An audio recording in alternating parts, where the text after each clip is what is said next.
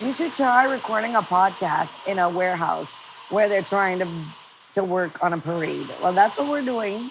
You see, the sparks are flying over there. It was quiet the whole time, but the minute we press record, but that's what happens during parade season. So ignore the background noise. We're going to film anyway. Today, we're going to talk about the 10 questions I get asked the most about the parade on Rockaway. And you might think, well, what does that have to do with you? Well, these things I think will help anybody who's ever planned any event or ever had to organize a large amount of people or put on an event where thousands of people have attended, or if you have a dream and you don't think it's ever going to come to pass, this is the podcast that will give you maybe the 10 best answers I've had to some of the most difficult questions as to how to put on a citywide event. So stay tuned. I'm sure everybody will learn something, even if you have a 1 year old's birthday party or you have a huge wedding to plan. So Whitney's gonna help me. She's gonna read the 10 questions one at a time, and then I'm gonna answer them. As soon as Uncle Dave's done cutting whatever he's cutting over there, like Uncle Dave has a built-in timer that says once Pastor Sharo starts to talk, cut things. Good job, Uncle Dave. Okay, so why a parade? Some people would say that a parade isn't even a biblical thing. Why a parade? Okay, so why a parade? We're gonna have lots of bloopers in this one. My face looks a little greasy. Just, it's the shine, it's the glory. No, it's not. It's oil. Because we're in the warehouse. But for a bunch of reasons. One, the most important one is because this is New York City, and we are famous for a lot of amazing Christmas events. One of which is the Macy's Thanksgiving Day Parade. It's in the city, and a million people show up, and most of the people in this community don't go. I myself have only been there once, and it was such a harrowing and dangerous experience that once was enough. And in the community where Hope NYC is, these people are lower income families. They don't get anything that is just extravagant and beautiful. And for this parade, 20,000 people will show up. And they're not just Christians, they're Hindus and Muslims and atheists and Christians, Baptists, Catholics, everything you could think about, Presbyterians, Pentecostals. Everybody comes out to see this parade. And to me, there's no better way to share Christ, because all our parades, like this particular one I'm sitting on right now, this huge red thing here, this is a Bible. And there are other books stacked up. These books are stacked 3 tall. And on top of that, there's a huge open Bible spinning with the nativity scene, and it says, "For God so loved the world, that he gave his only begotten son." You don't see, or for unto us a child is born.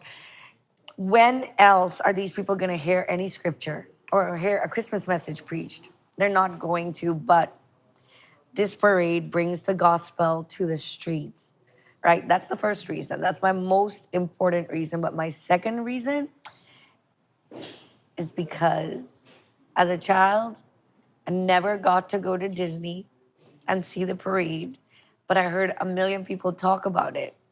And I imagined in my mind what it would look like. And I was born in Trinidad, and Carnival was the closest thing to a parade.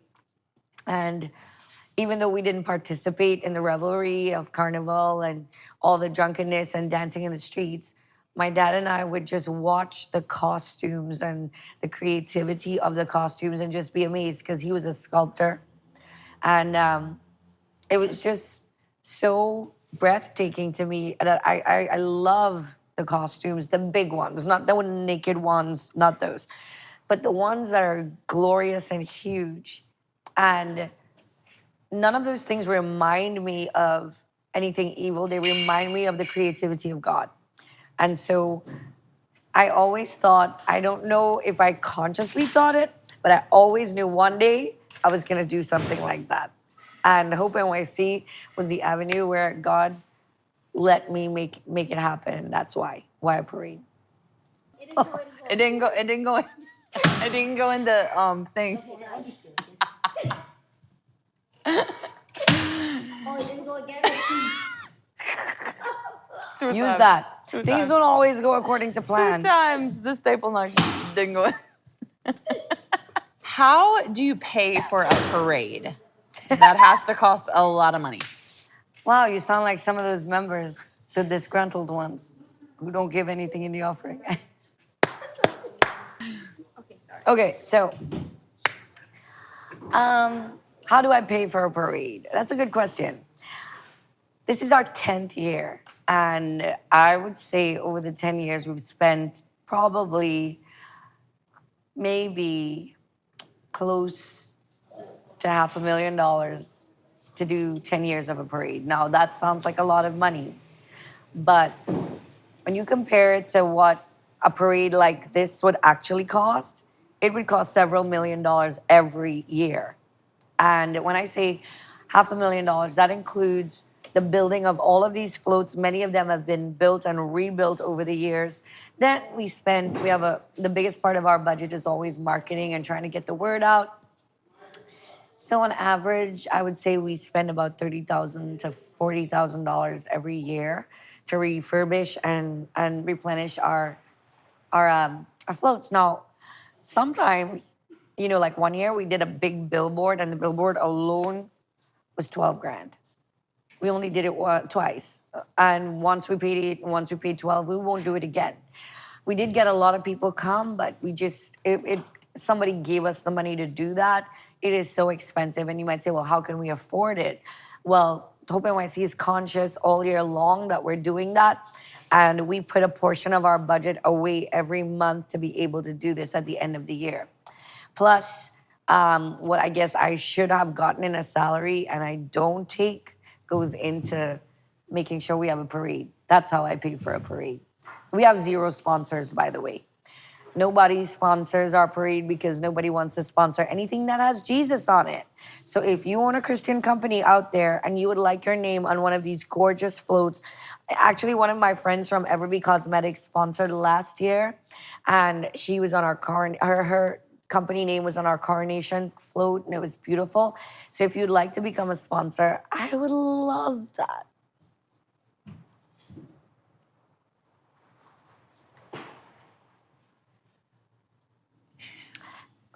How do you get an entire church to show up and work for the parade? That's a good question, and the answer is I don't. My entire church does not show up to do this parade. I wish I could say they did. On a good day, very, very close to parade day, we may have 80 people max show up. But the bulk of this work is done by about 40 people. Each of our floats has a lead and an assistant and a couple people that sign up with them. So if we have 20 floats, that's 2 people per float plus help. It's usually about 40 people that mastermind and do the bulk of work. Now, I don't want to say that, it's because Hoopers do not help or anything like that, because I know churches with 10,000 people who come here to help and say they've never seen so many people come together to work together in such harmony. But because of the nature of the stuff we do, because of the nature of some of the stuff we do, not everybody can do all the things. So in the early stages, it's easier to just have a few people. And then in the end, when it's painting and glittering and cutting and sticking things, everybody else can show up. So I usually don't force people to come out and beg people to come out. But 2 weeks before the parade, we say, everybody come out. And then we can have, 150 people show up. So that's how. And I guess the most important way, if you're trying to get volunteers in your church, you're a pastor, you're a youth pastor. I've been doing this for 30 years, right? Some kind of organization of people. And when people understand why we do this, and when they realize that this is a bigger thing, this is not just a fun experience or a creative expression. This is a witnessing tool, and evangelism dynamite is what this is. No church is doing this, and they get the opportunity to be a part of something great. We have people in our church who they showed up at a parade and try to break into the parade or try to dance in the parade. And there are people in our church who the first time they ever heard about Hope NYC was standing in the line watching the parade go by. And it might seem like, nobody's going to come to God because of it, you'll be surprised because they did. They did, So when people understand that it's not just, a stick of glue, but it's absolutely the possibility that somebody's life can be changed. And you know what else? There are people out there being abused. There are children who are in domestic violence situations. There are kids here who have zero opportunities. And when they see our dancers go down the street, all 50 of those girls, and when they see young men on the drum line, and you know what they feel? They feel hope. That's worth it, right? Do you allow anyone to be in the parade, or is it just for hopers? Just hopers, nobody else. Sorry, just kidding. No, we can't allow anyone to be in the parade unless they're registered. We have police presence, and sometimes even what are those people? The ones that the terrorists, anti-terrorism. Yeah. So we don't allow just anybody because there is a huge NYPD presence at our parades, and some years, depending on the threat levels from terrorism and things like that, we even have anti-terrorist officers in plain clothing in here. So every single person that walks in the parade has a badge and they have identifiers on. So if we see you and you don't have one of those, you don't know what they are most of the times. If you don't have it, we tell you to step off to the side. That's for our protection, for our people's protection, and for the safety of everybody.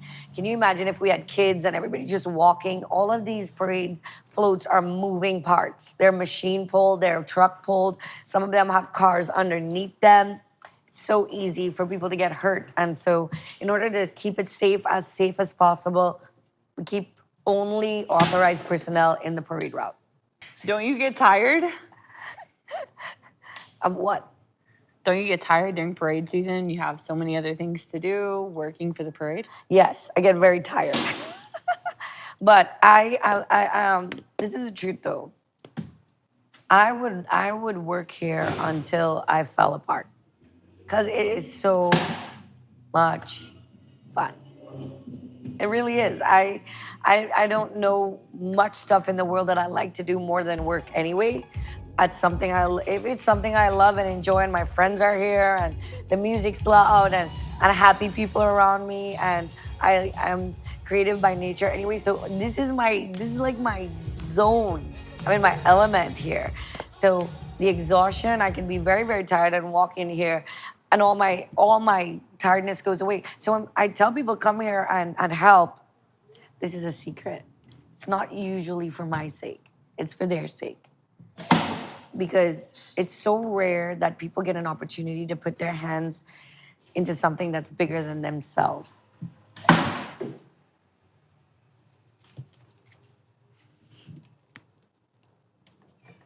Punch you in your eyeball. I'm just kidding. Go ahead. I told him I'll punch you in his eyeball. He's inside the book. He's got it there. And all I hear is the occasional pow. So, yeah, tired. I get very exhausted. But you know how, if ever you're doing something huge like that, you go and go and go, and then the minute it's over, you just pass out? That's kind of like what happens to me. The day after the parade, I'm no good to anyone. I just want to curl up on my couch with a blanket, drink hot chocolate, and ignore the world. Yeah. So, but I don't know. The Lord gives me supernatural energy, and I think that's how He is. He gives you grace for your mission. During the season of the year, I am my strongest. That's the truth, I run faster. I have more energy, and I think that's a supply from the Lord, because He said if you wait on Him, He renews your strength. If you ain't doing nothing for the Lord, you're gonna be old, busted, and disgusted. You're gonna lie down, not be able to move nothing, do nothing. The minute you start getting up and moving, the minute you start doing something in the kingdom of God, He renews your strength. You don't get to get your strength renewed unless you use it. To renew means to make it new again. It means it got old because you wore it out. But there are people who never use their strength for God, so it cannot be renewed. Does that make sense? So yeah, I do get tired, but I like the tired. It's good tired. When I lay on my bed in the night during parade season, I'm out like this. And I wake up in the same way I went to sleep. Most of the times like this. What does your timeline look like when you start working for the parade? We should start like September 1st, right? Because we don't build everything from scratch. We have to just refurbish, repaint, reglitter. But this year, we kind of mostly started on November 1st. So that's why it is now the first week, I think the 5th or 6th of November. And we have so much to do. What? Lord Jesus, help us. We have a lot. Lord Jesus, we're in trouble. We need the angel armies. That's it. I mean, we plan it right, but Hope NYC, I hate event-prone churches. I hate churches where they do and do and do and do. But this is the reason why I like that our church stays doing. The events are not to keep people here. It's never planned in order to attract people. Never. Every event I do here and we plan here is to glorify God. It's worship. It's just not worship in the, always laying prostrate on your face and throwing oil and stuff, which is great. We do that too. But we have found a million creative ways to worship God, and I love that. Where do all of your ideas come from? For the floats, I think the Lord, and this sounds so spiritual, but it's true.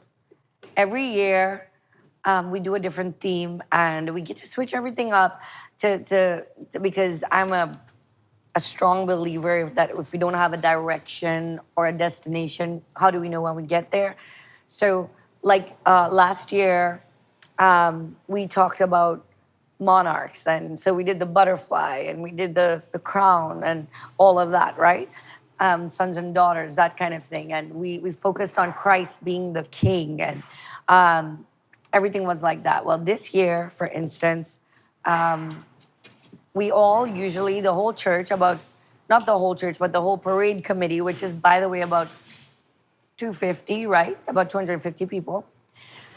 We get together and we brainstorm 100 ideas. And then we just vote and vote and vote until we come down to one that everybody agrees with. This year, that didn't happen. This year, I was praying about the political and racial and economic unrest in the United States of America. Isn't it fitting? I'm actually recording this podcast on Election Day 2024. And we are divided people. We are self-motivated, indulgent, and our nation tomorrow morning may wake up very different. And, even as I was praying and the Lord said in my spirit, what do you want this parade to be this year? And all I could think was, I just want it to be peace on earth. That's it, just peace on earth. Let there be peace on earth. And so that's what it, and the minute I said it, I knew that's what he was saying, because he is the Prince of Peace. In Isaiah's prophecy, it actually says that his name shall be called Wonderful Counselor, the Mighty God, the Everlasting Father, and the Prince of Peace. America needs peace. And most of all, New York City. New York City. So this parade this year is a declaration. I don't know, listen, this could be prophetic. And on December 7th, when we walk down the street, I don't know what New York is going to be in. I don't know if we're going to be in the middle of civil war, we're going to be in the middle of unrest, or we're going to be in the middle of nothing. We don't know. But we still want to make a declaration.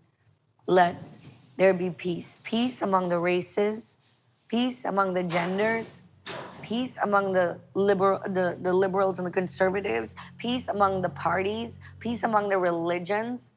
Not everybody has to be right for there to be peace. And Jesus is the Prince of Peace. And so that's the declaration we're making this year. What's been your greatest challenge in all of your years of the parade? One of the the best things about the parade is the unpredictableness of a parade. So the biggest challenge for me is usually financial, and getting vendors to create the things that we have in our mind. When we say, I want a crown that four princesses could stand on, that spins, and it has to be about 15 feet tall, finding somebody to make that within my budget. Or if I say I want a butterfly with a 24-foot wingspan, each wing 15 feet, and this is how I want it, and I draw it, that's challenging. Because first of all, people don't want to work with my budget, and second of all, people just have never made those things before. In New York, you wouldn't believe. You know, when I lived in Texas, I used to take my truck and drive down into the industrial district and buy styrofoam blocks the size of a house, of a room, a small house, myself. Here, just to buy a sheet of styrofoam, you know, it's the kind that we need in order to build some of these things. It's $48 for one sheet. Try buying hundreds of those. We can't. It's such a challenge. That the biggest challenge is the money. The second biggest challenge is the vendors and trying to find people to work within our budget, that money again. But the third one is finding people with a heart for this city. People just don't love other people as much. They don't care to do nothing for anybody else's kid unless it's their kid, you know? And I want people to fall in love with Jesus and fall in love with New York, because I am more in Jesus than with New York, but I love the people here.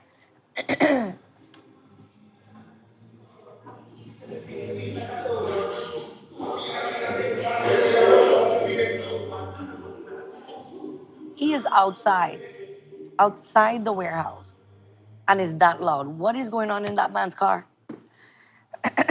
I know he has no eardrums left. None. Anyway, he has two perforated flaps just doing this thing. That's crazy. Moving on. Challenges. We have had some really great and exciting things happen. Like once on this 15-foot hope float, which this float right here. On this hope float, I designed this float so that the angel comes out of the H and sits on the top of the H. And so she goes up, there's a staircase inside this massive H, and she's on the top like, ah, you know? So the very first year we came out with this float, there was Andira perched on the top of the H. With what I didn't cater for was the 2-foot headpiece I put on her head.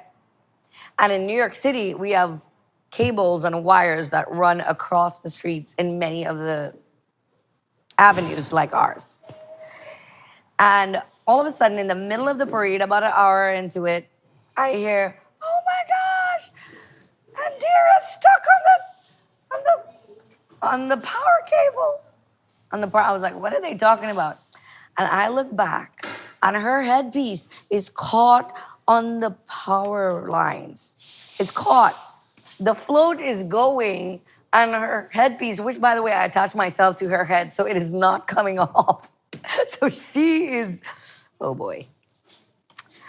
That was pretty challenging. And then another time, that same HOPE float took down everybody's telephone wires. One after the, like, especially the illegal ones, like when they joined it, the cable to their house. Our hope went and yanked all of them out. The neighbors were so mad in that street. That was pretty challenging.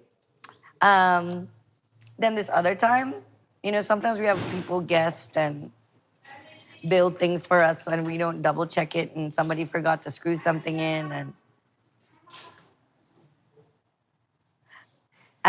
yeah, people forget to screw stuff in and it just before we went out, the whole thing just timber.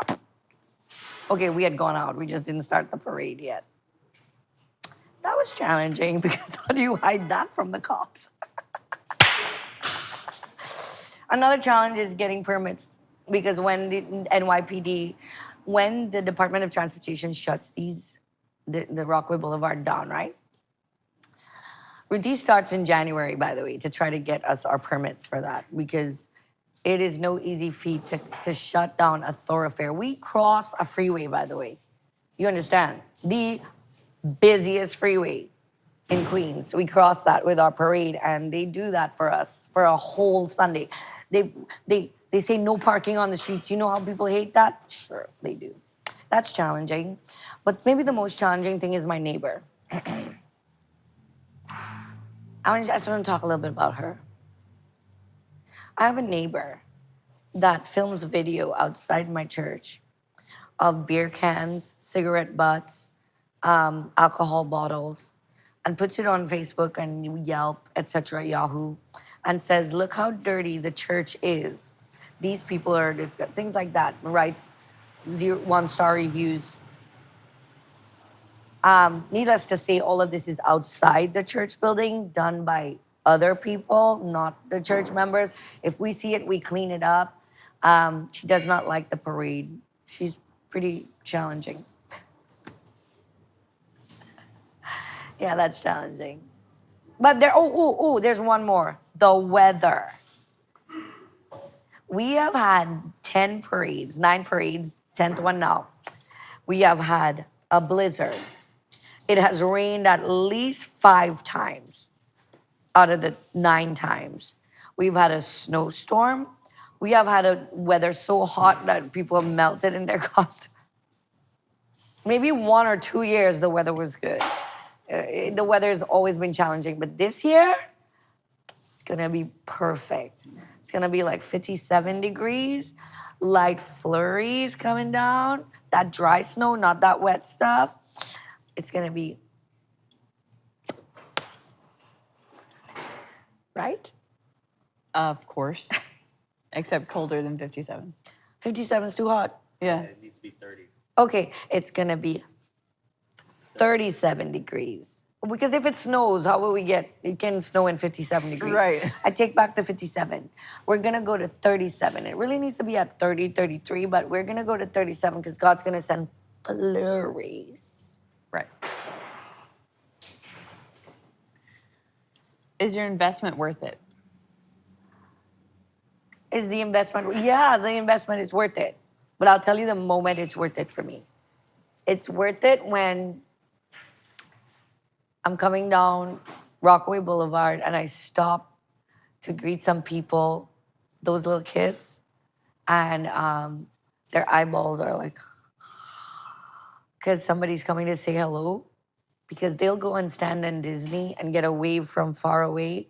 But here, the princesses and the angels come to you and they give you a toy or they give you a light up glow stick and a hug and a photo. And to me, that moment is everything, everything, everything, everything. I know that those kids will never forget. You know, I tell my niece now, she rides the Hope Angel, which is that massive thing you see in the background there. It's the one where the car is underneath the skirt, and she starts the parade. That was Fannys Angel for about 8 parades, and Hope has been 7 parades, and Hope's been doing the last 2. But I always tell her, I say, when you go down the street to start the parade, I want you to make eye contact. Find the little girls.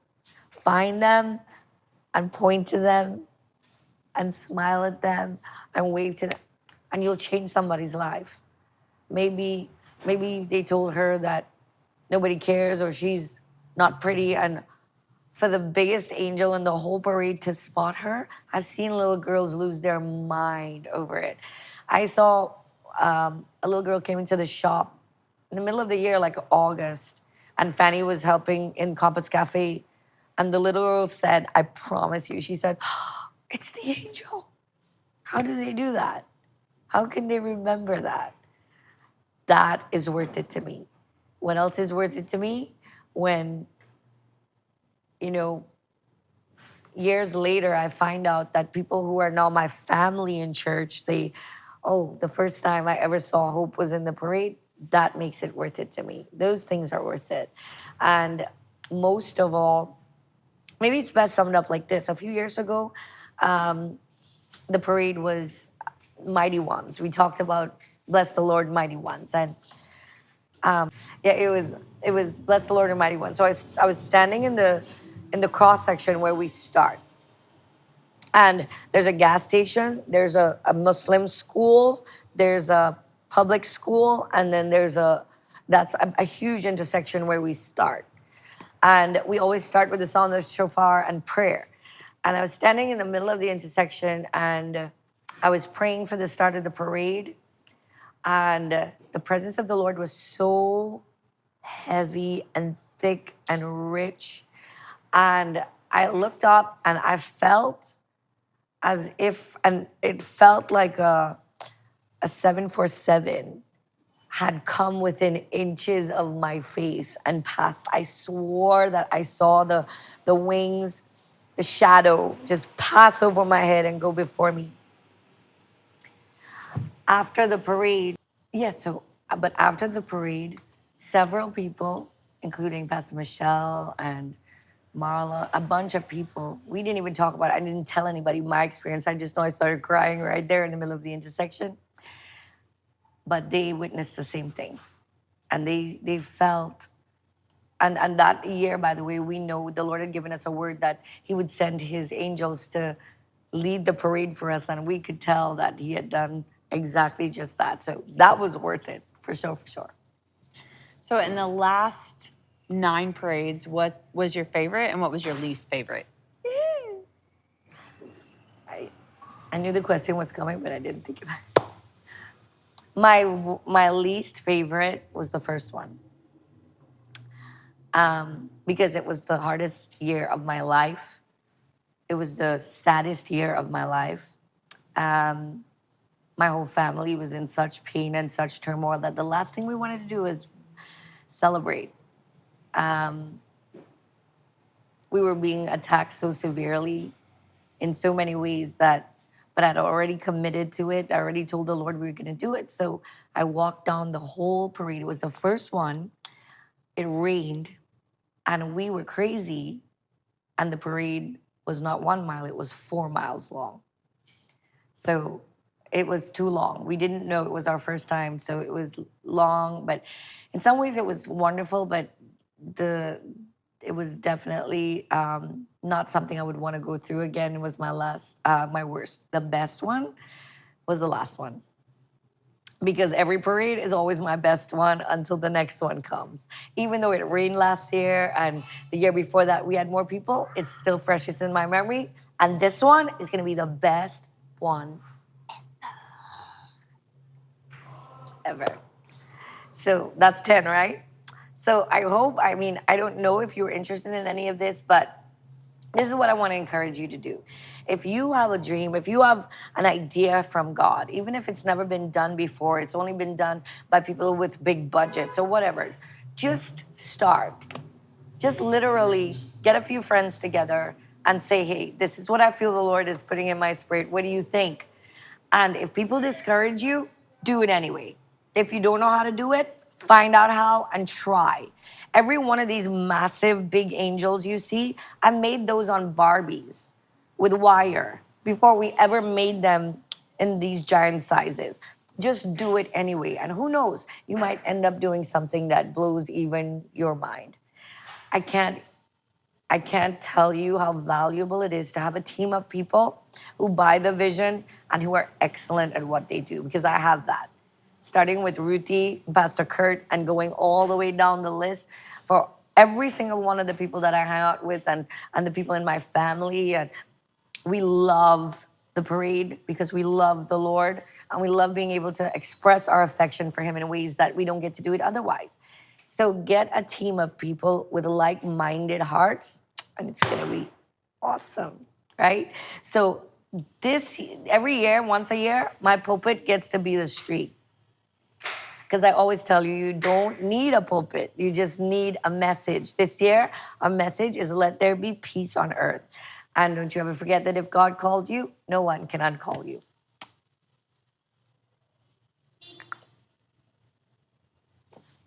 This year, our parade is on December 7th at 5 p.m. on Rockaway Boulevard, starting on 130th Street, coming all the way down to 143rd. But you don't want to miss December 6th, 7th, or 8th. Because right here in the Hope NYC parking lot, we have the Christmas Village and Winter Holiday Market. It's amazing. This year we have a carousel. We have the train for the kids to ride. We have Frozen Mountain. We have all kinds of shops. We have food, more food than all the shops with the food. And that's on Friday, which is the 6th. We have the largest Christmas tree lighting in Queens, right? That's 7 p.m. On Saturday, we have the shops open all day. And then in the evening, it's the parade at 5 p.m. And then on Sunday, we have, right after church, the shops open and every kid gets a free toy.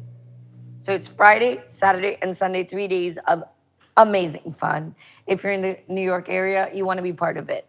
If you enjoyed this podcast, leave a comment, say something, subscribe to our channel on YouTube, wherever you're seeing this, like it, give it a thumbs up, and do all the things. Bye.